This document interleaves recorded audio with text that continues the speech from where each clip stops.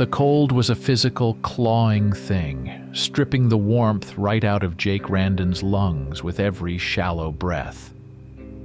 The thermometer read 5 degrees Fahrenheit, and the wind, slicing through the towering ponderosa pines, drove the wind chill to a precise 15 degrees below zero.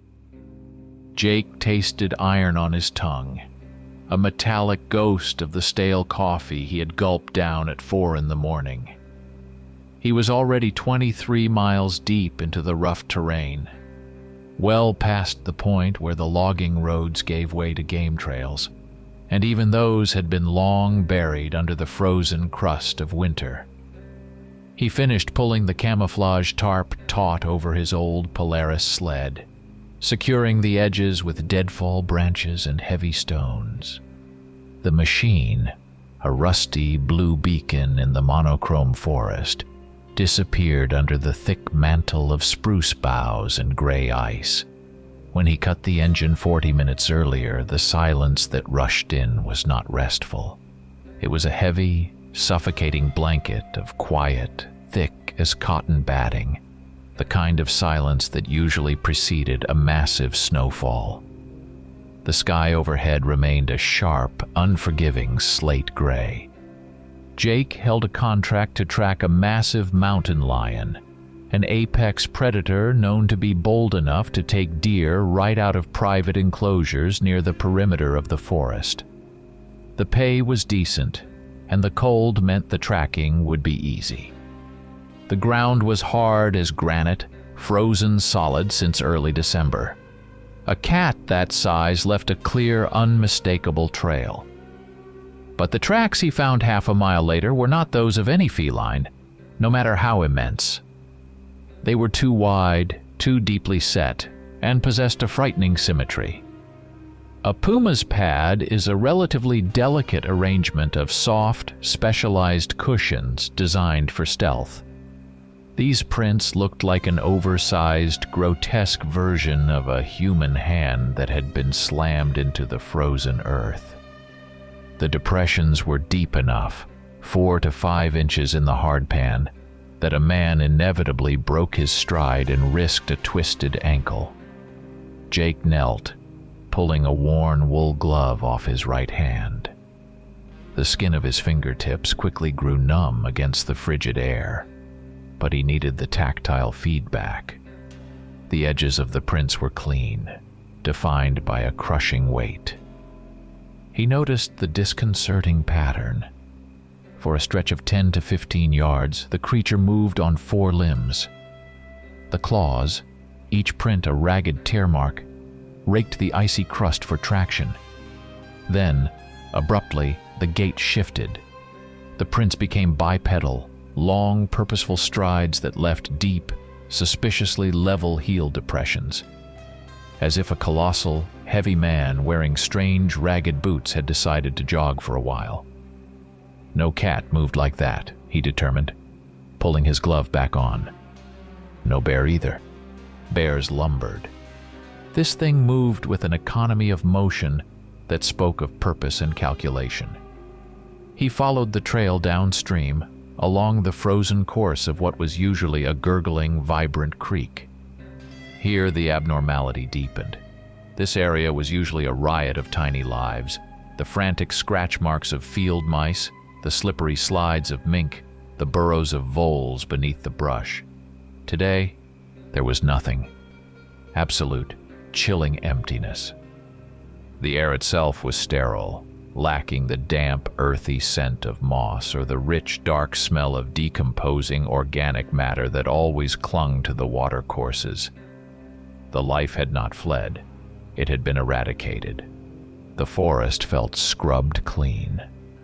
After perhaps an hour of tracking the increasingly erratic prints, Jake noticed the scars on the trees.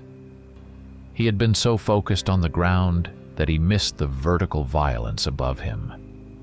He stopped beneath a grouping of mature lodgepole pines. At nearly 6 feet high, right at his eye level, the bark was scored with long, parallel gashes. They were not the sloppy, tearing marks a grizzly might leave while marking territory. These were too fine, too precise, yet inflicted with incredible force. The outer layer of bark was peeled away in strips, exposing the pale, vulnerable cambium beneath. Ponderosa pine, when damaged, bleeds resin, and these cuts were weeping thick, sticky, amber-colored gobs that smelled sweet and sharp, like turpentine mixed with old honey. They were fresh wounds, inflicted just the night before. Jake's hands, trained over decades for precision and accuracy, instinctively reached into his pack for the one tool that never failed him, his old brass-cased compass, a gift from his grandfather. It was heavy and trustworthy, the kind of instrument that mocked cheap electronics. He leveled it on the frozen log of a fallen aspen. The needle swung wildly. It should have settled immediately, locking onto magnetic north with quiet certainty. Instead, it jittered and spun, twitching spasmodically as if having a seizure. It briefly trembled toward what he knew was north, then leaped 45 degrees east, hesitated, and violently whipped back. The magnetic field itself was in violent motion, distorted, not by local iron deposits. He knew this geography too well, but by something invisible, yet impossibly dense, warping the very lines of force around it. It was a physical sign that the natural order of the forest, the predictable laws of physics, had been fundamentally broken. He stared at the madly dancing needle, a knot of ice forming in his stomach. This was not tracking. This was a nightmare of inference. It was then he caught the smell, and it was the worst thing yet. It was weak, diluted by the piercing cold, but it was absolutely present and stable. Not the stench of carrion, nor the sharp ammonia sting of animal urine, which usually marked a large predator's trail. This was different. It was metallic and warm, complex. It reminded him vaguely of the scent left by an industrial engine that had recently been running hot and then abruptly cooled, the oily, heavy perfume of vaporized metal. But beneath that, overriding it, was the unmistakable copper-thick aroma of fresh, raw blood. It was not the pooled, congealed smell of a deer carcass.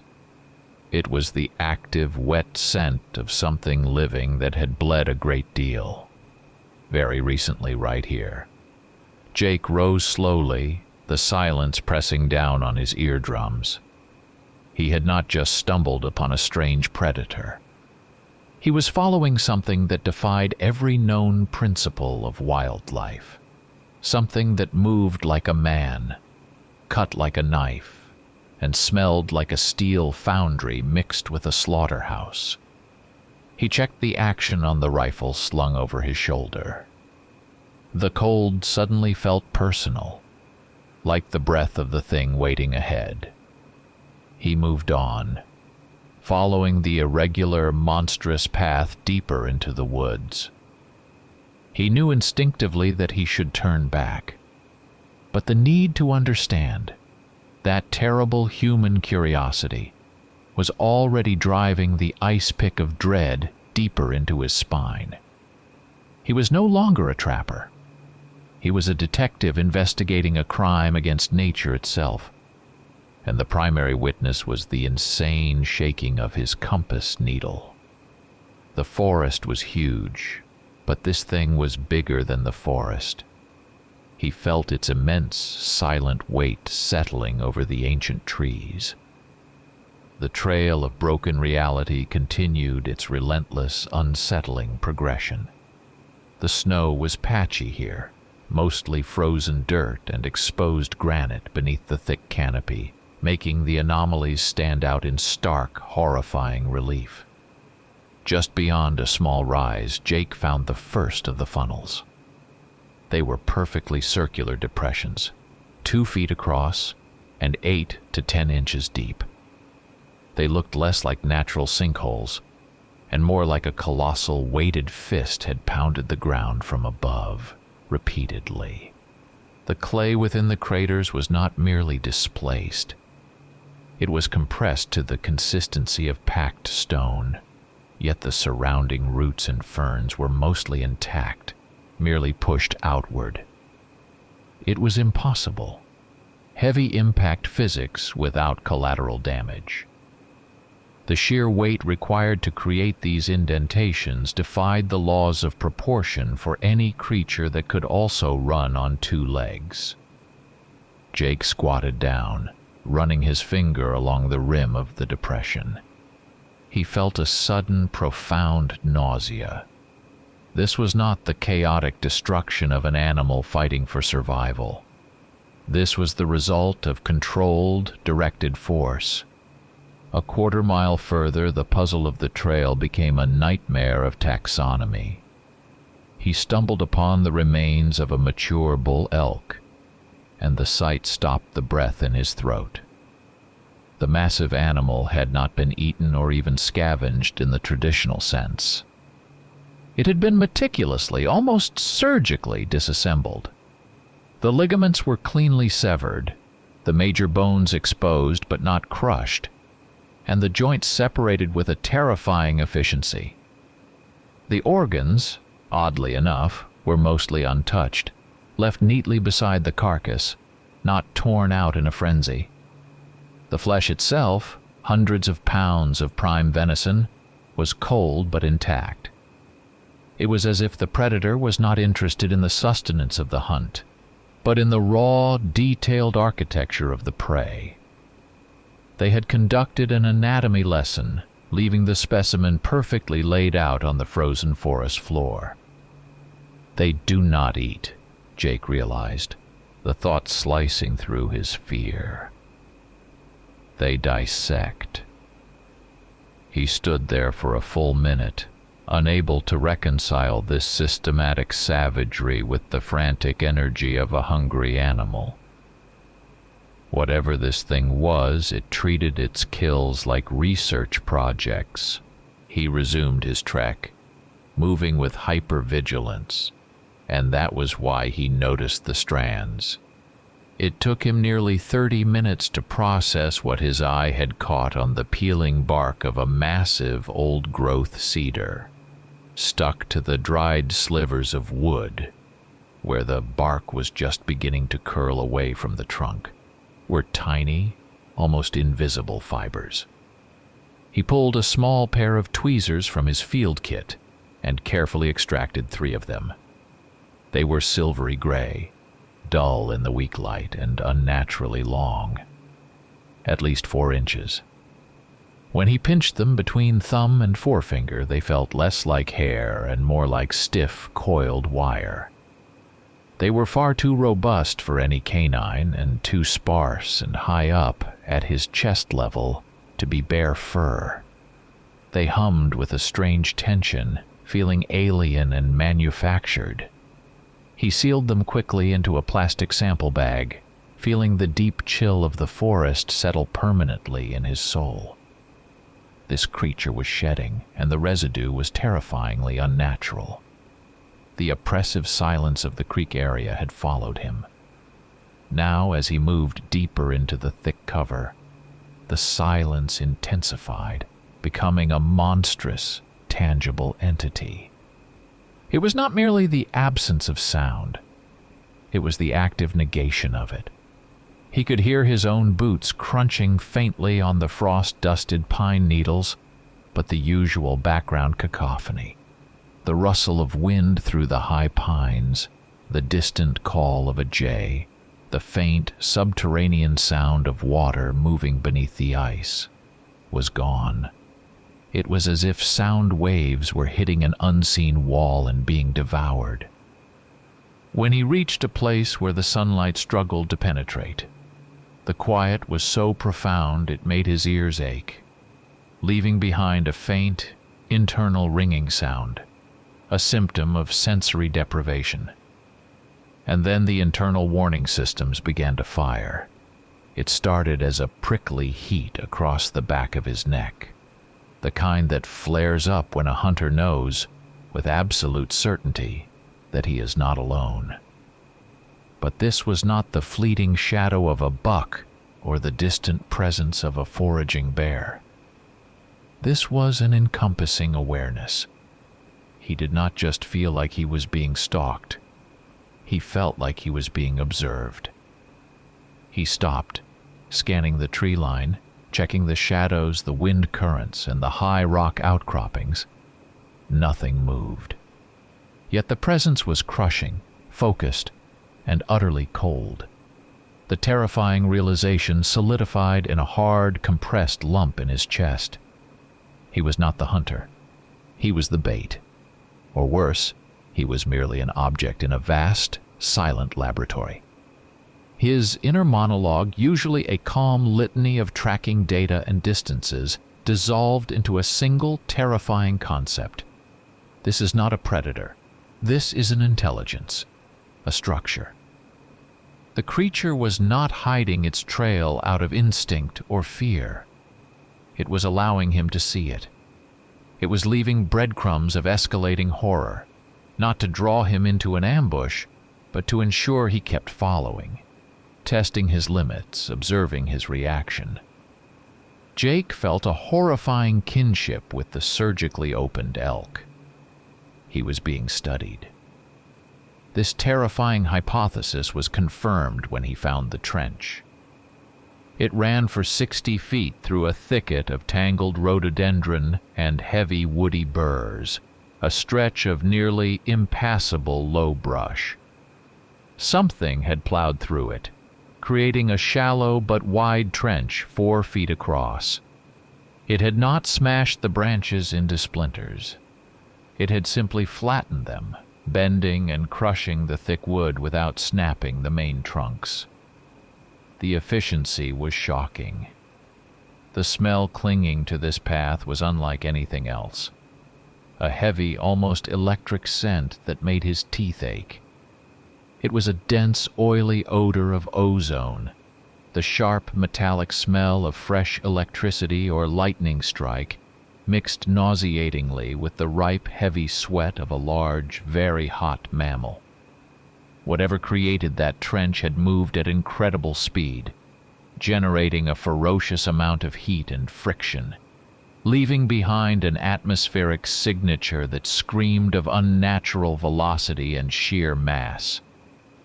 Jake backed away from the trench, swallowing against the dryness in his throat. His initial mission, the stray puma, was a joke now, a quaint fairy tale. He was tracking something utterly new, something that possessed the organizational logic of a machine and the primal, silent weight of a collapsing star. He felt the cold reaching through his clothes and settling directly on his heart. He knew with sickening certainty that he was rapidly approaching the heart of whatever terrible silent operation was being conducted in the deep woods. And he knew with the clarity of sudden fever that if he turned back now, the trail of dread would simply turn with him. The trench ended abruptly at the base of a formidable rocky slope, a treacherous jumble of lichen-covered granite boulders and decaying cedar trunks. It was steep, a 1,200-foot vertical gain that would test a man's endurance even without the burden of fear. But the trail led upward, and Jake, now operating on pure, cold adrenaline and a desperate need for answers, began the ascent. He climbed slowly, using his rifle strap looped around sharp stone protrusions for purchase, the air thinning in his lungs. The eerie silence persisted, magnified by the vertical density of the forest. At the very top, nestled against a sheer wall of rock, and surrounded by a fortress of ancient storm-battered cedars, he saw it. The dark, squat silhouette of a trapper's cabin. It was impossibly old, built from hand-hewn logs that had gone silver and gray with a century of weather. According to the archival maps Jake had studied before setting out, this cabin had been officially abandoned sometime in the 1930s. It should have been a ruin, swallowed by time and gravity. The roof had indeed collapsed slightly in the center, giving the structure a slumped, weary look. But the empty apertures where windows once were unsettlingly secure. They had been boarded up, not with aged, rotten planks, but with fresh, saw-cut lumber, nailed haphazardly but firmly across the openings. The work was sloppy, uneven, but aggressively recent and sturdy. Someone or something had deliberately sealed the interior from the outside world. Jake moved to the largest boarded-up opening, his heart thumping a dull rhythm against his ribs. He pressed his face close to a narrow gap between two boards, inhaling cautiously. Inside, the air was dense and layered. First, the expected smells: dry, mineral earth, the faint, moldy decay of old timber, and the sharp scent of pitch. But beneath this forest foundation were the intruders. A heavy, musky aroma of raw, unwashed beast, the pure, concentrated smell of a dominant predator. It was rich, almost choking, like stepping into a lion enclosure at the zoo. And beneath the predator smell, a subtle, almost heartbreakingly human taint. A faint wisp of cheap synthetic cologne, the kind of dime store scent men use to cover up sweat, and a ghost of stale pipe tobacco. A creature of pure instinct does not worry about covering its scent. Jake found the single sagging door, which was secured by a heavy wooden bar on the outside. He managed to slide it free, the action loud enough in the paralyzing silence to make him flinch. He slipped inside, easing the door shut behind him. The interior was one cramped, windowless room plunged into twilight. It was utterly devoid of the dust and cobwebs that should have accumulated over 8 decades. The floorboards, thick-cut hemlock, were incredibly clean. But the cleaning came at a cost.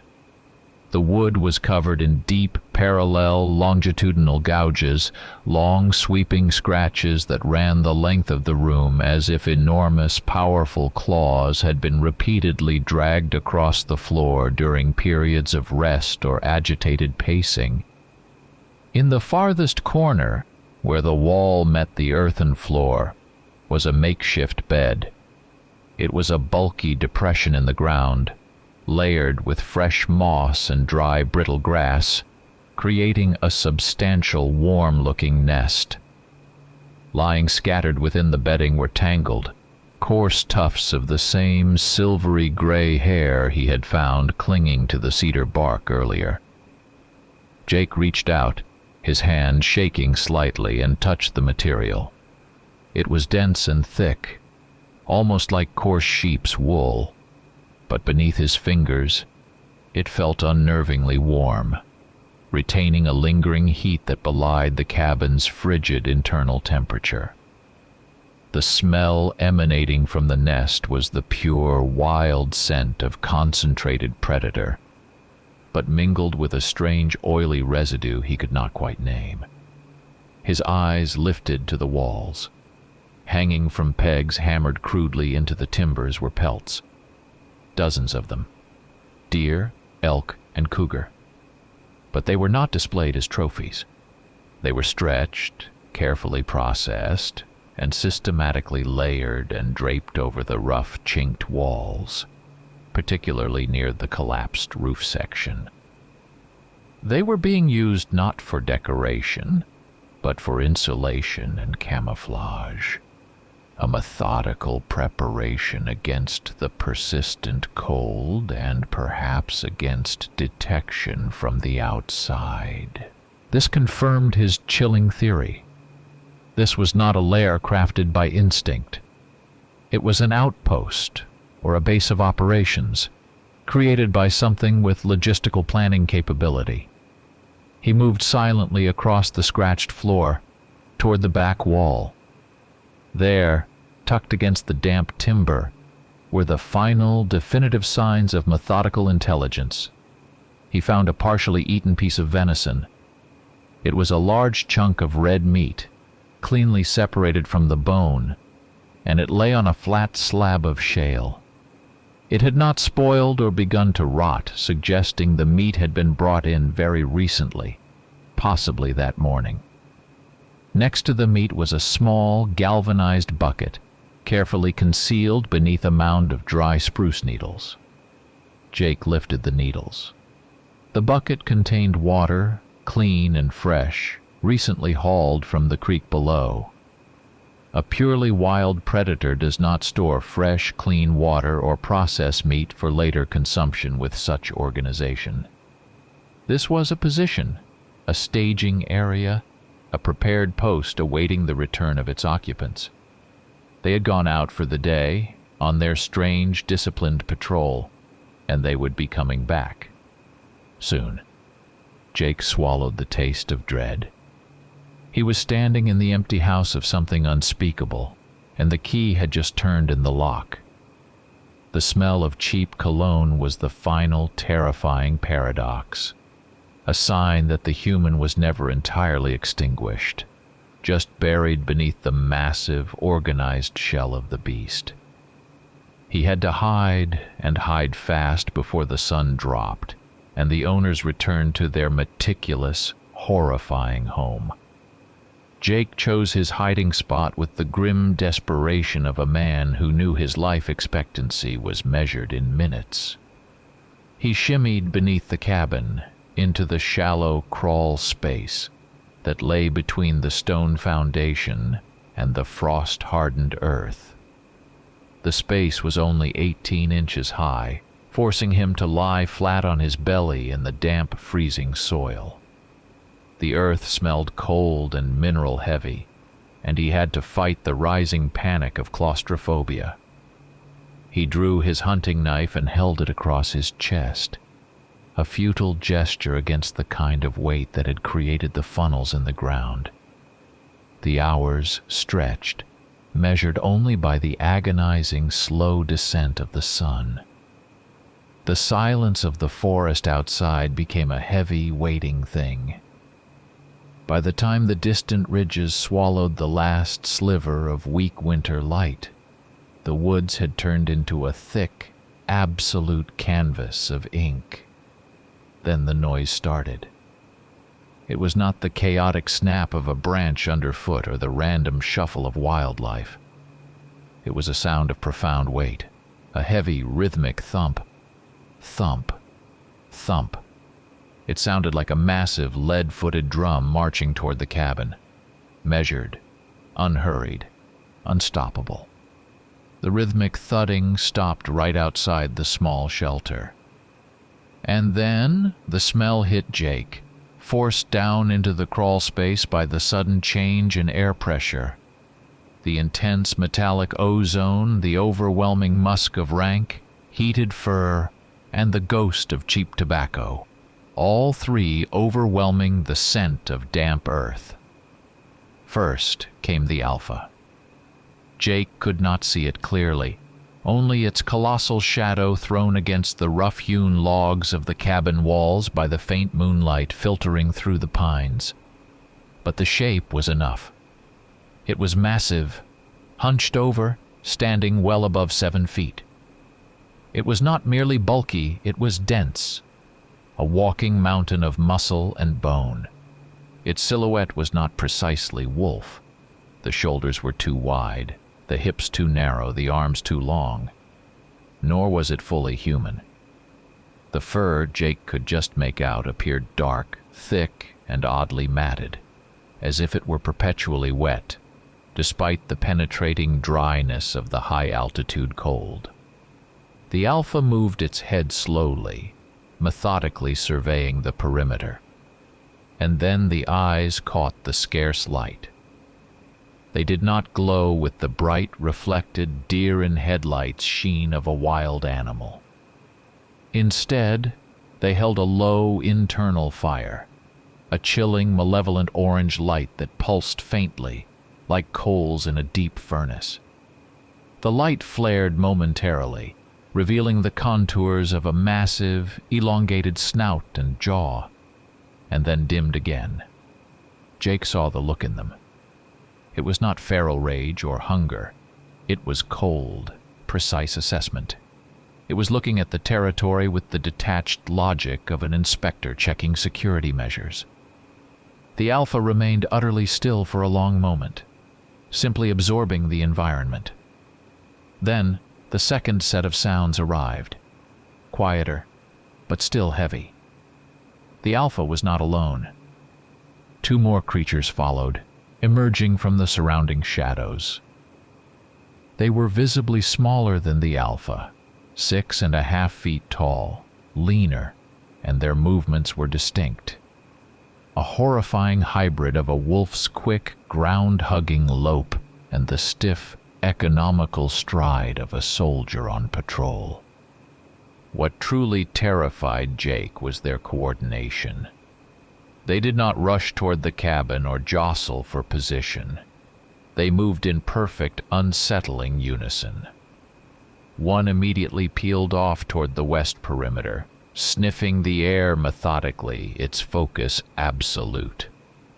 The other moved to the largest boulder on the east side of the clearing, taking up a static sentry post.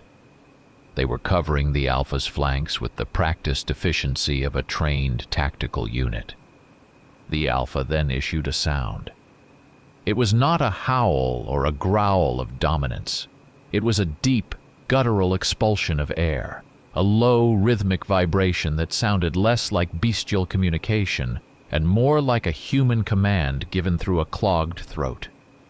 The two subordinates responded instantly. They stopped their individual patrols and froze into position. The one at the door flattened itself against the logs, utterly motionless. The one on the far boulder dropped onto all fours, its body a taut line of coiled menace, its eyes fixed on the distant tree line. This was not a pack, Jake thought, his heart trying to hammer its way out of his ribcage. This was a patrol. This was an operation. They displayed no aggression toward each other. There was no territorial posturing, no snarling over who entered the cabin first. They were components in a functioning machine. The subordinates were disciplined, utterly subservient, and focused only on the mission parameters established by the Alpha. The hierarchy was terrifyingly clear. The Alpha approached the cabin door, the massive weight of its body shifting as it reached out a terrifyingly long arm. Jake heard the creak of the door being pushed open, and the Alpha's shadow vanished into the darkness inside, followed quickly by the subordinate positioned near the entrance. The third one remained on the boulder, a statue of predatory vigilance. From inside the cabin, Jake began to hear faint, repetitive sounds, a dry, scraping noise, rhythmic and high-pitched, like stone being sharpened against stone, punctuated by the occasional heavy thud of an enormous body shifting position. The sounds were clinical, mechanical, and unnerving. The cabin was not their home. It was their operational staging post. They were not here to tear things apart. They were here to guard, to wait, and to prepare. Jake felt the cold penetrate his very bones, realizing that the conventional fear of being eaten was insufficient. This level of organization, this chilling, intelligent discipline, excluded the possibility of ordinary wildlife. They were guarding something essential, or they were waiting for something specific. And he was trapped 20 inches beneath their feet, listening to the dreadful sounds of their methodical preparations. The hours crawled by in an agonizing stretch of blackness and cold, punctuated only by the scraping, rhythmic sounds emanating from inside the cabin. Jake endured the damp chill of the earth, his muscles cramping into knots, his breathing so shallow it felt like he was suffocating on the heavy air. He listened to the strange sounds, sometimes a low, mechanical grinding, sometimes a muffled, wet slapping, and waited until the internal activity diminished and eventually settled into a low, deep quiet, suggesting the alpha and the attendant within had entered a period of rest. The moon was nearing its zenith, casting the forest in an ethereal, high-contrast glow. It was late night, the deepest part of the sleep cycle for most creatures, and Jake knew he had to retreat now or be discovered when the creatures inevitably roused. He began the arduous task of extricating himself from the narrow crawl space. He moved with the slow, almost molecular precision of a man defusing a bomb, pulling himself backward inch by painful inch, forcing his body to ignore the protesting strain in his spine and shoulders. Finally free of the foundation, he stood, taking a moment to breathe the comparatively fresher, freezing air. The subordinate creature was still stationary on the large boulder, a sentinel carved from shadow and menace. Jake kept his gaze locked on the still form and began his withdrawal, not toward the trail he had used to climb, but down the gentler slope toward where his snowmobile was hidden.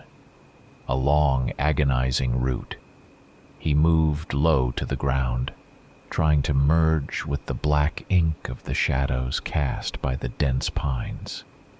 He felt the cold, wet needles of the firs against his cheeks, and the constant crunch of the frozen ground beneath the soft tread of his boots. Every muscle was screaming from tension, and his focus was absolute, reduced to the singular primitive need for silence. He reached a critical point, 30 feet from the cabin's perimeter, where a thicket of dry brush offered the best immediate cover.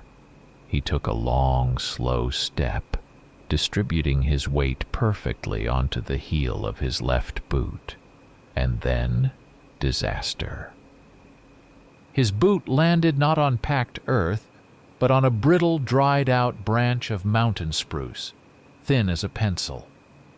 The crack was almost inconsequential, a tiny, sudden fracture in the colossal silence of the night. But in that sound-devouring atmosphere, it detonated like a high-powered rifle shot. The reaction was instantaneous, terrifying, and overwhelming. The subordinate standing sentinel on the boulder vanished. There was no preparatory movement, no warning snarl. It simply was not there anymore. A fraction of a second later, Jake heard the sound behind him.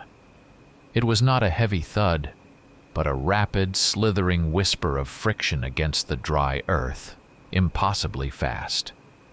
The air directly in front of his face vibrated violently, displaced by the sudden, massive rush of velocity. The hunt was on. Jake did not hesitate. Instinct took over, purging all rational thought. He dropped his shoulder and launched himself down the steep, boulder-strewn slope. His heart pounded against his ribs with the desperate force of a caged fist. He was half running, half sliding, using the sheer vertical drop to gain speed. He did not need to see his pursuer.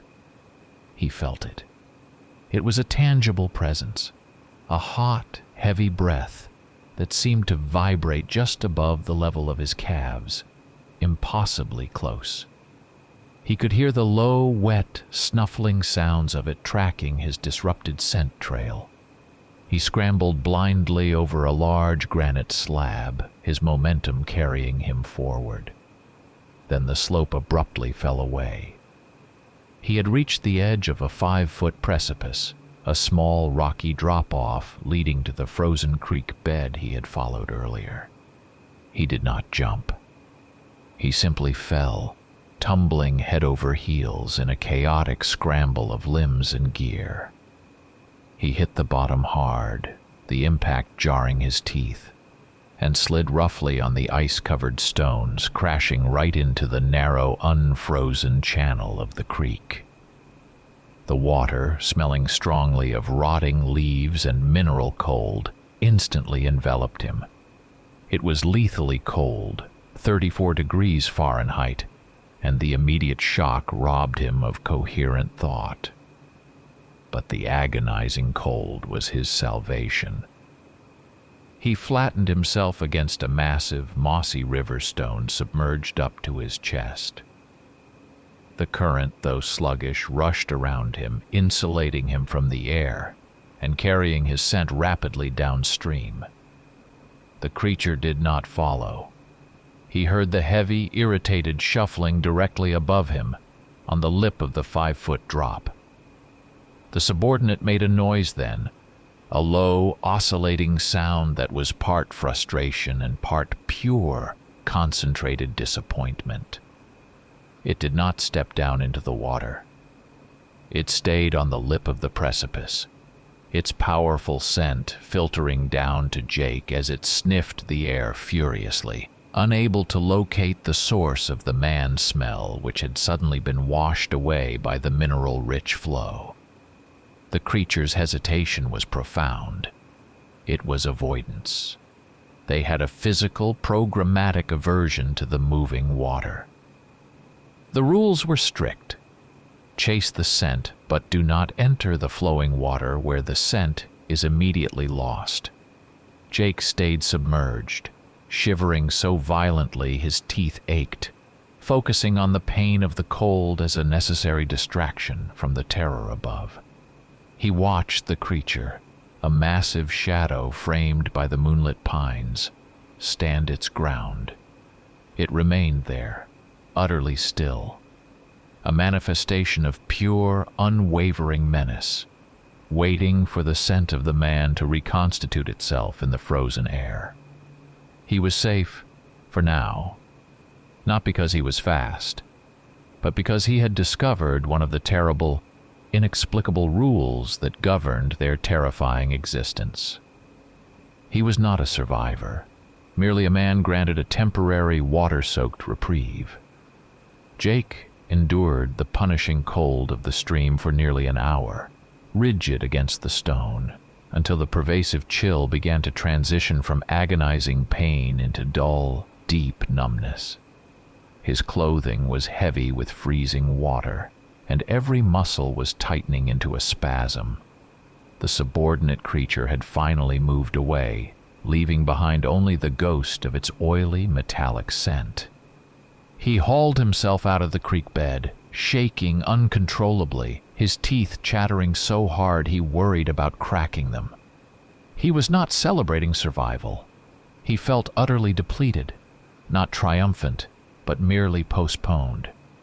His rifle was miraculously still functional, but the knowledge that a single snapped twig had nearly meant his end was a constant, sharp needle in his mind. As he moved carefully, keeping well clear of the cabin, his brain, despite the debilitating cold, began the grim process of data analysis. The events were too structured, too anomalous to be random. They were not driven by simple, ravenous hunger. If they were, the elk carcass would have been consumed, not displayed. If they wanted to eliminate him, the subordinate would have plunged into the creek, regardless of the discomfort. Their response system was rule-based, not reactive. They were not hunters in the traditional sense. They were functioning under a defined, terrifying doctrine. They are looking for something. They are waiting for someone. The corpses he had discovered earlier were untouched, confirming that their primary focus was not securing prey for consumption. Their mission was territorial, organizational, and related to specific, targeted objectives. They needed control, not caloric intake. He circled back to the dual smells within the cabin, the pervasive scent of the beast and the underlying pathetic note of cheap human cologne and tobacco. He recalled the methodical arrangement of the pelts and the precisely organized bucket of clean water. This was not an animal's den. It was a strategically outfitted staging ground maintained by creatures capable of complex logistics. They were waiting, but waiting for what? He continued his wide, cautious arc around the cabin, moving toward the vague direction of his hidden snowmobile when he stumbled upon the definitive answer. The woods opened onto a small, low-lying glade. The ground here was softer, damper, and less frozen, retaining impressions with unnerving clarity. Among the deep, broad prints of the alpha and the leaner, more defined tracks of the subordinates, Jake saw them. The clear, unmistakable tracks of a human being. They were not old, desiccated impressions from months past. They were sharp, fresh, pressed into the moist topsoil not more than an hour or two earlier. They belonged to a sturdy man, judging by the depth, around 180 pounds. The print showed the tread of a specific type of relatively new, high-quality hiking boot, a clear, well-defined human trail. And the path of those human tracks was the most terrifying piece of evidence yet. They did not lead away from the horror. They led directly toward the cabin. Jake followed the human prints right up to the structure's exterior. They went straight to the heavy timber wall and stopped.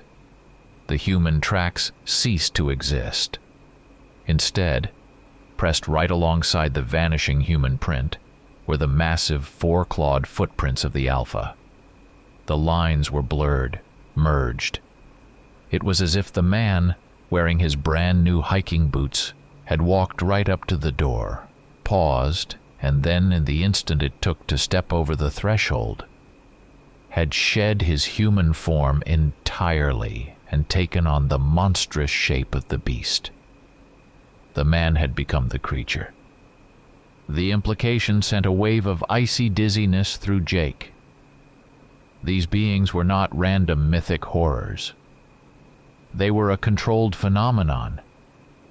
The human element was not the victim, but the incubation stage.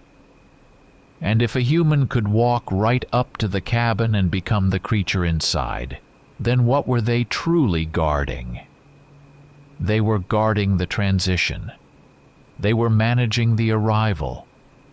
The cabin was a cradle, and the patrols were a security detail ensuring that the process of change, the horrifying, inevitable assumption of the new form, went undisturbed. They were not hunting new recruits. They were waiting for them to arrive, transformed by some unknown trigger, ready to join the terrible organized structure. Jake was no longer tracking monsters. He was observing a biological succession plan. Driven by the morbid, desperate need to see the mechanism of this horrifying organization fully revealed, Jake pressed on. He knew his hidden snowmobile was only a few hundred yards ahead, just beyond a thick belt of scrub oak, nestled at the edge of a wide, irregular clearing. He moved slower now, the cold-soaked exhaustion a dull ache beneath the adrenaline. His primary goal shifted from escape to reconnaissance. He reached the edge of the clearing, pushing aside the low, thorny brush.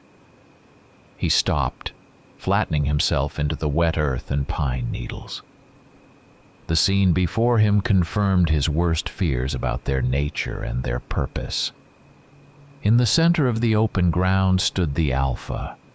It was fully visible in the pale, cold moonlight, and the sight was sickeningly majestic. It was 8 feet tall when standing fully erect, though it retained its characteristic hunch. Its shoulders were vast, draped in that thick, coarse gray fur that looked like stiff, braided wire, a natural armor like old, heavy chainmail.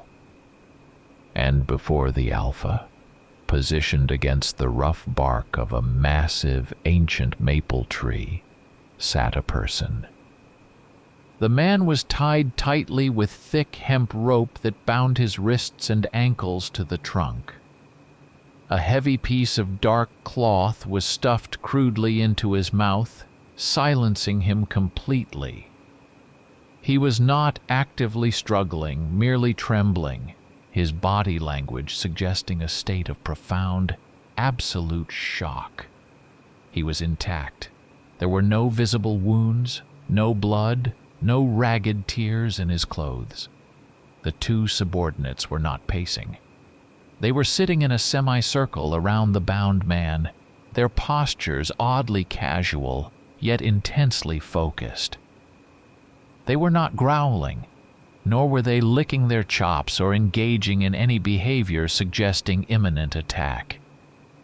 Their massive, elongated heads were tilted slightly to the side, their eyes fixed on the captive's face.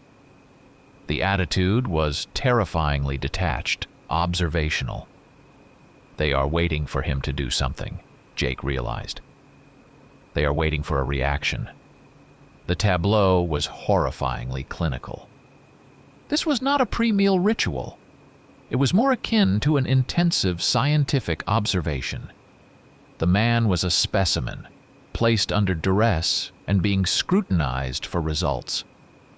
Jake felt the cold, hard weight of the knowledge settle in his mind. These creatures did not belong to the natural world of tooth and claw, where survival dictated action. This was a form of grotesque, hyper-evolved biology, operating by a bizarre, inhuman set of laws. They were engaging in controlled experimentation, driven by a logic that transcended basic predation. They treated human life not as prey, but as a component in a complex, terrifying mechanism. The silent intensity of the scene was broken only by the shivering of the bound man and the distant rush of wind through the highest pine boughs. Jake strained his ears, listening for any verbal exchange, any sound that might indicate their horrific intentions. But there was only the terrible cold silence, broken by the occasional soft, wet snort of the watchers. He was focused intently on the prisoner, trying to gauge if a rescue was remotely possible, when the Alpha suddenly lifted its massive head. It did not look at the sky or the surrounding woods. It looked slightly to the right of Jake's position, toward a denser thicket of deadfall. Then, the Alpha opened its cavernous mouth and emitted a sound that made Jake's skin crawl with profound revulsion. It was a sharp, high-pitched noise, thin and clear, more like a manufactured signal than any sound a wild animal could produce, a quick, piercing whistle. It was a command, a beacon, a sign of arrival. Whatever they were waiting for, it was here. The terrifying stillness of the night had been breached not by a howl of rage, but by a sound of pure, chilling organization. The creature in the woods had just signaled its intentions, and Jake knew that the conclusion of their bizarre vigil was about to unfold right before his eyes. He tightened his grip on the rifle, knowing that the time for observation was rapidly ending and the time for blind, desperate action was only seconds away. The sudden, piercing whistle from the Alpha had sliced through the heavy silence like a broken shard of glass. Jake knew his window of opportunity, his last moment of safety, was closing. He reached into his field pack, his fingers closing around the cold, slick surface of his emergency signal flare. It was an old, unreliable tool designed only to attract the distant attention of rescuers, but chaos was his only weapon. He needed a distraction, a brief, blinding moment of light and noise that might allow the bound man even a chance to struggle free. He aimed the flare high over the clearing, toward the densest cluster of pines on the far side. With a sharp, Metallic click and an immediate deafening whump. The fuse ignited. The flare rocketed upward, leaving a trail of sparkling caustic smoke. When it reached its apex, it burst, bathing the entire clearing in a hellish, sickly bright red light. The sudden, intrusive illumination ripped away the cloak of night and exposed the grotesque reality playing out beneath the trees. And Jake saw the fourth creature. He had been right about the signal. Emerging from the deadfall where the Alpha had whistled was another figure. This one was visibly different, smaller, 6 feet 4 inches, with a far more slender, almost painfully thin frame. Its coat of fur was sparse, patchy, and looked less like the Alpha's thick, wire-like armor and more like a badly fitting, ragged suit, still revealing swatches of pale, vulnerable human skin underneath. This was the source of the fresh human footprints. This was the man who had walked to the cabin and ceased to be human. He looked young, his facial features stretched and distorted by the agonizing transformation. His eyes, fixed on the intense red glare of the flare, were the most horrifying detail. They were not completely animal, but still held a terrible, bewildered pain, and the pupils were vertical, thin black lines that reflected the rocket's light with an unsettling, glassy precision. The subordinates reacted not to the explosion of the flare, but to the newcomer. They did not charge Jake, the source of the intrusion. They did not snarl at the unnatural light. Instead, with chilling efficiency, the two subordinate creatures moved immediately toward the fourth, newly arrived monster. They positioned themselves on either side of the smaller, newly converted being, forming a protective living shield. Their focus was absolute, securing the vulnerable center of their operation. The bound man at the maple tree was utterly ignored. The truth hit Jake Randon with the physical force of a heavy sledgehammer, displacing every myth, every legend, and every piece of conventional horror he had ever considered. They were not hunting for meals. They were not hunting for converts to force a terrible transformation upon. They were a control mechanism. The young creature, still reeling from the spontaneous agonizing shift from man to monster, was a critical factor. It had turned on its own, outside of their immediate control. The Alpha and its patrol were here to manage the aftermath of that spontaneous change.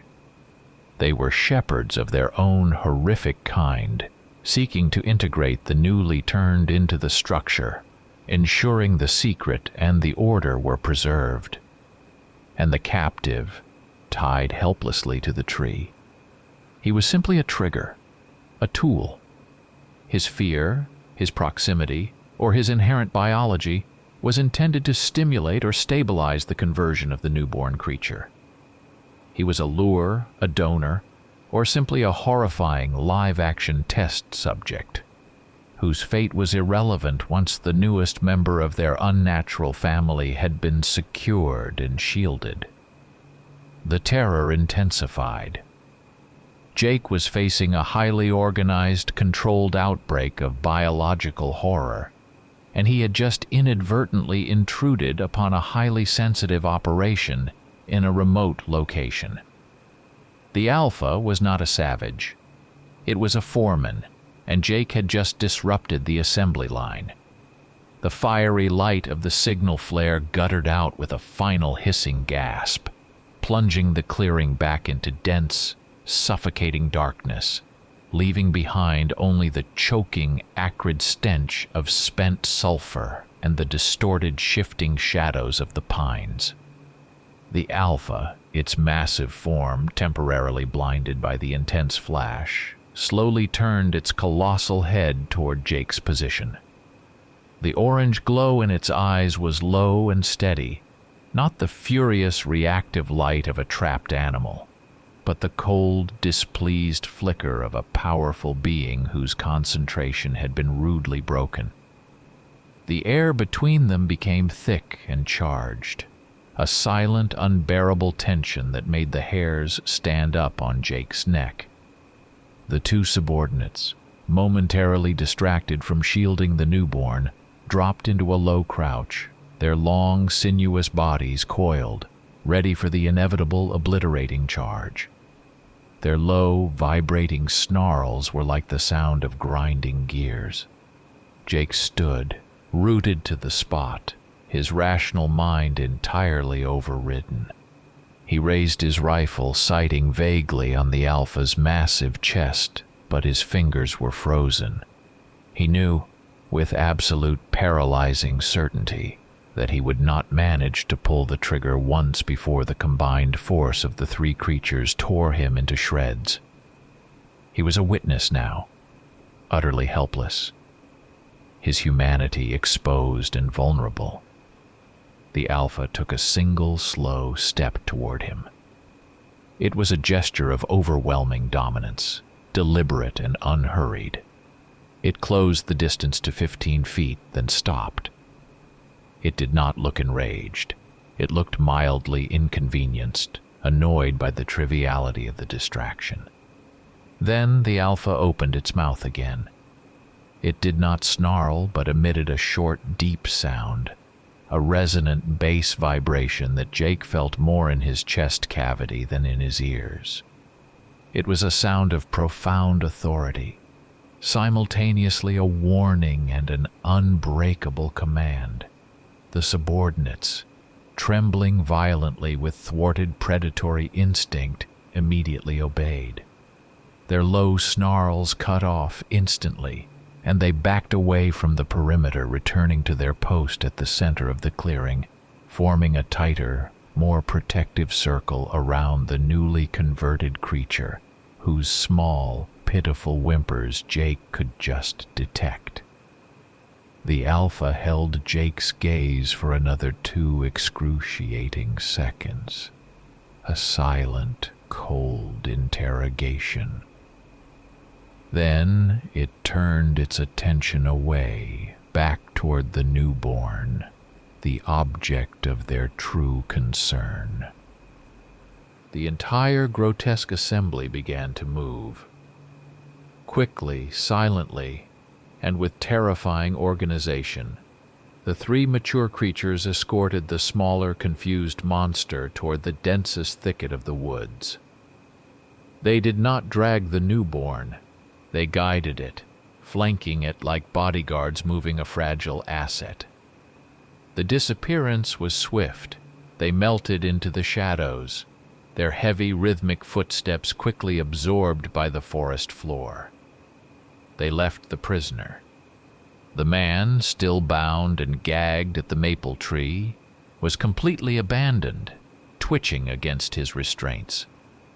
His purpose, whatever it had been, was served. As the Alpha passed the massive, lichen-covered boulder on the far side of the clearing, the same one the subordinate had used as a sentinel post hours earlier, it paused for a final, chilling gesture. It did not look back at Jake. It simply raised one gigantic clawed hand and casually raked the stone surface. The massive talons carved a deep, clean furrow, a foot long, into the solid granite. It was not a violent action, but a deliberate one. A silent, unblinking warning. The boundary had been crossed, the intrusion noted. But death was not the immediate objective. The message was clear. Go no further. Your life was spared, not by accident, but by choice.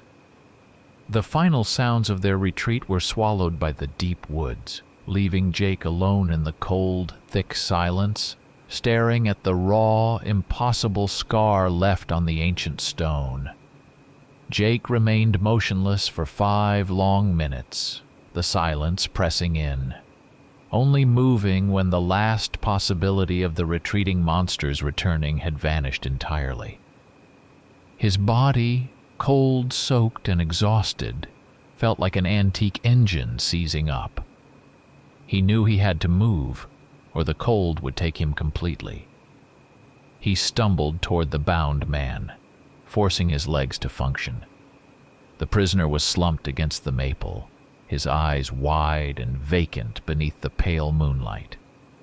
Working quickly, Jake pulled his hunting knife, careful not to look at the man's face, and began slicing through the thick hemp ropes. As the bonds parted, a wave of nausea rolled over him, overwhelming the physical exhaustion.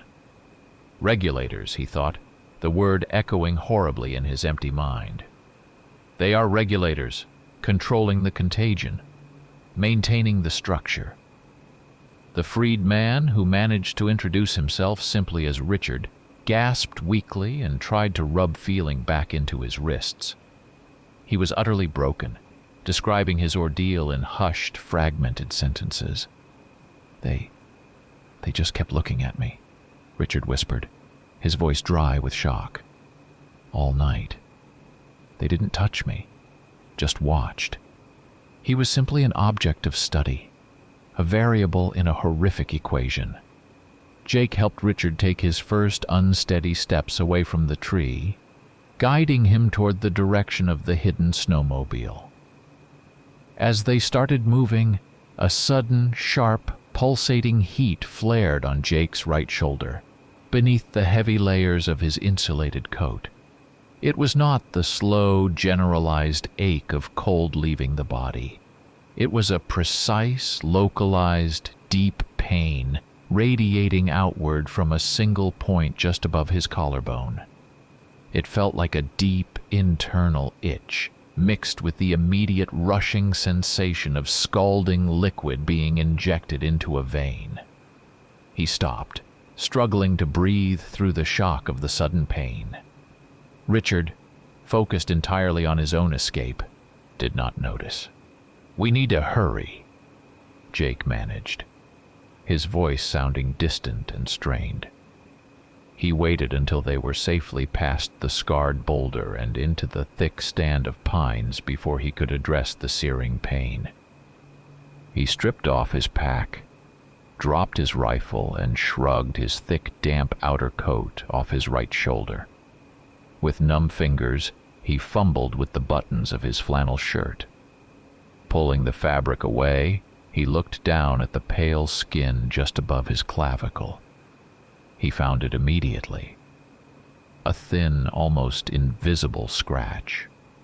It was not a ragged, torn wound that would bleed freely.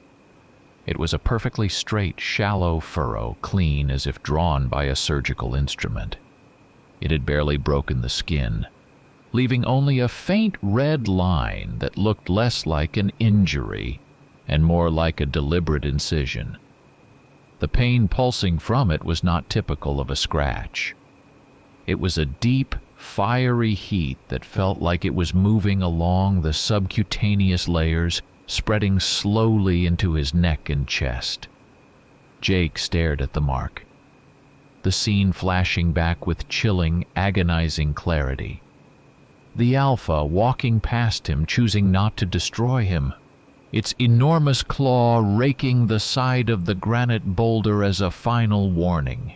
Jake had been so focused on the warning scar on the stone that he had failed to register the fleeting, almost imperceptible contact. The Alpha had not merely walked past him and maintained distance. In that final moment of calculated disdain, as it issued its silent ultimatum, it had brushed him. A light touch, precise and brief, delivered with the terrifying finesse of a monstrous surgeon. The Alpha had not spared his life. It had done something far worse. The knowledge crashed down like an avalanche. The pulsing heat beneath the scratch was no ordinary infection. It was the activation signal. The Alpha had marked him. Not as a victim, not as a curiosity, but as a potential recruit. The creature was ensuring the continued success of its unnatural structure. The heat spread, a terrible, internal sunrise. Jake Randon realized he was not infected. He had been inducted. The scratch was the brand of a new, horrifying allegiance.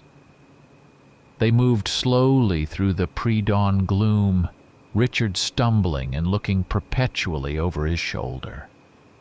Jake moved with a grim, mechanical determination that masked the escalating chemical warfare raging inside him. As they approached the thicket where his Polaris was concealed, the world abruptly changed. It intensified. The world's volume had been turned up past endurance. The metallic stench of the snowmobile's fuel tank, usually a mild background odor, hit him with the nauseating force of a chemical spill. The damp, oxidized smell of the rusty metal on the sled was overwhelming, and the faint scent of damp, decaying pine needles underfoot became a dense, choking perfume. His olfactory senses, which had always been sharp, were now violently acute, rendering the familiar, complex smells of the woods into unbearable, separate assaults.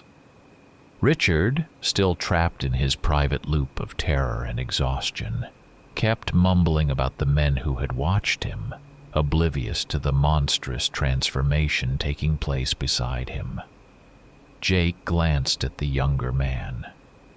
In that moment, a chilling stillness descended over Jake's mind, a new, cold tranquility that was utterly alien. He looked at Richard not as a fellow survivor, but with a detached professional assessment, as a body, a source of movement and warmth. An overwhelming, intolerable hunger began to bloom in Jake's gut. It was not the empty, hollow feeling of a skipped meal. This hunger was raw, primal, and deeply specific. It craved heat, sinew, and the iron tang of fresh, unsalted blood. He fought the urge, focusing every shred of his remaining will on the low, comforting cough of the snowmobile's engine when he finally managed to pull the starter cord. His hands were the next obvious sign. They had always been strong, calloused from years of outdoor work, but now they felt clumsy, swollen, and strangely rigid. The fine motor skills were diminishing. When he tried to pull on his thick, wool-lined leather gloves to warm his fingers, he found he could not manage it. The meat of his hands felt thicker, denser, and the skin was stretched tight and coarse, starting to prickle with a strange, itching sensation that ran up his forearms. He flexed his fists. His fingernails were broader, thicker, and darker than he remembered, already curving slightly at the edges, hard and opaque. As they began their slow, bumpy journey out of the deep woods, the sled cutting a new track through the shallow, crusty snow, Jake's perception of the environment continued to shift. They crossed a fresh deer track that had cut across the main trail barely 30 minutes earlier. The sight of the hoof prints did not trigger a hunting thought, a decision to secure meat. It triggered a profound, internal knowledge. Jake did not just see the tracks. He knew the deer's weight, its gait, the direction of the wind on its coat, and the rhythmic, panicked pulse of its heart as it fled the trail. The world was presenting itself to him not as a landscape, but as an overwhelming array of exploitable biological data. The internal battle was escalating into a desperate losing war. I am me. I am Jake Randon. I am a trapper. I have a house, a truck, bills to pay. He repeated the litany in his head, a desperate attempt to shore up the collapsing walls of his identity. But the thought felt brittle, weak. Something else, something cold, vast, and terribly efficient, was sitting behind his eyes, quietly evaluating his memories, waiting patiently for the moment to wrest the steering wheel away completely. He looked down into a puddle of half-melted gray snow reflecting the diffuse light of the early morning sky. His reflection was distorted but clear enough. The face looking back was still recognizably his, lined and exhausted, but the eyes were terrifyingly wrong. They were wider, the whites slightly bloodshot, but the pupils were the aberration. They were no longer round, receptive to the scattered light. They were vertical slits, thin black lines set in a field of gray iris, giving his face an unnerving, hyper-focused look of predatory calm. The transformation was not waiting for the dark. It was proceeding with ruthless daylight efficiency. He was no longer running from the creature. He was carrying it home. The journey back was a blur of hypersensory agony and relentless cold.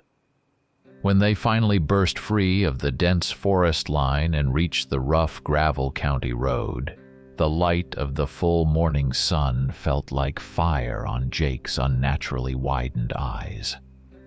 His small, dilapidated cabin, built from unpainted pine and sitting on the ragged fringe of the wilderness, looked safe and impossibly distant. He cut the snowmobile engine, the sound painfully loud in the sudden stillness. He handed Richard the keys to his old, rusted Ford pickup. Richard took them without question, his face a mask of shock and gratitude. "Thank you," he managed, his voice still hoarse. Jake only nodded, staring at him with that same detached, assessing calm.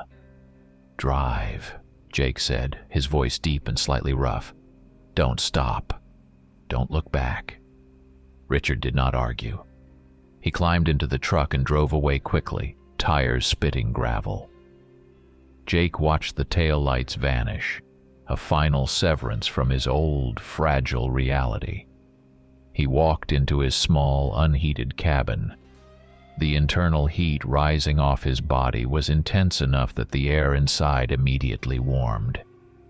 He was consumed by the vast, specific hunger, but the need to understand, the final agonizing curiosity, still held the upper hand. On a shelf over the cluttered workbench lay his heavy, well-used hunting knife. He picked it up. His hands, now covered in a fine, stiff down of growing hair, felt alien, thick-palmed and insensitive to the cold, oily metal of the hilt. He moved to the cracked antique mirror above the sink. He looked at the face that was rapidly ceasing to be his own. The human skin was stretching over bone structure that was suddenly too prominent, too angular.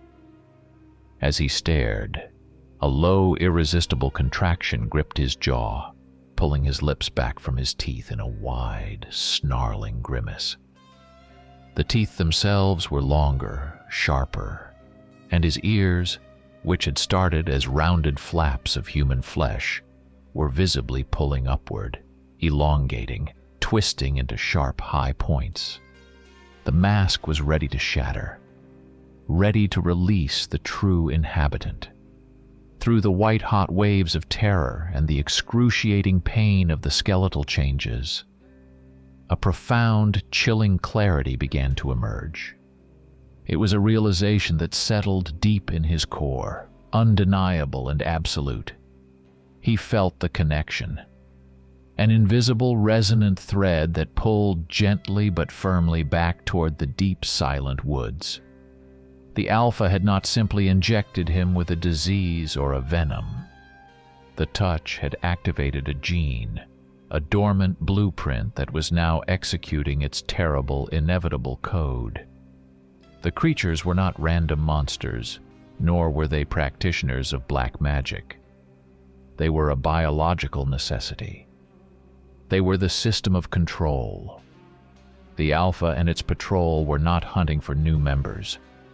They were recruiting those who had experienced spontaneous, uncontrolled turning, like the miserable newborn they had shielded. They were not tormentors. They were regulators, ensuring the secrecy and the structure of their species remained intact, managing the frightening reality of their own existence on the precarious border of myth and stark realism.